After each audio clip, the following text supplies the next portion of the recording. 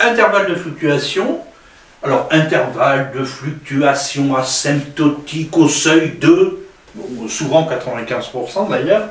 Eh bien, à quoi ça sert? Eh bien, je considère une population, une grande population, avec une proportion bien connue. Hein, ou bien un objectif. Par exemple, une entreprise qui a pour objectif d'avoir au maximum 2% de produits défectueux. Hein, un grand ensemble avec un P bien connu, P connu. Hein, P connu, on est parti de là. Dans cet ensemble, eh bien, je vais considérer un échantillon. Un échantillon, donc chez mon gros ensemble, à l'intérieur, j'ai un échantillon. Et cette propriété, qui a comme proportion P dans le grand ensemble, eh bien, je vais la tester sur cet échantillon. Et je vais voir, ça marche, ça marche pas, ça marche, ça marche pas, et j'obtiens effectivement une fréquence petit f.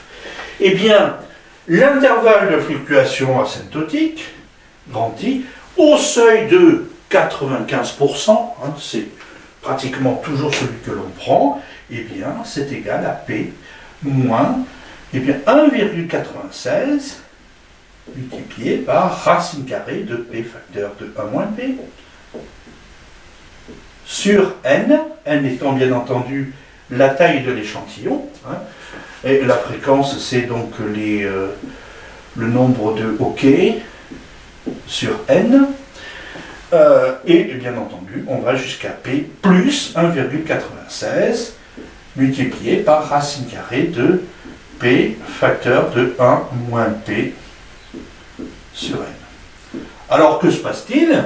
Eh bien ceci, bien ma foi, on peut le calculer directement. Ensuite, eh bien, on considère l'échantillon. Au sein de cet échantillon, on calcule la fréquence, donc les cas favorables sur le nombre total de l'échantillon. Et ensuite, eh bien, on se dit, bien, est-ce que f appartient à cet intervalle? Si f appartient à cet intervalle, on peut dire que l'échantillon est représentatif. Si f n'appartient pas à cet intervalle, eh bien, ma foi, ce n'est pas le cas, on répond négativement.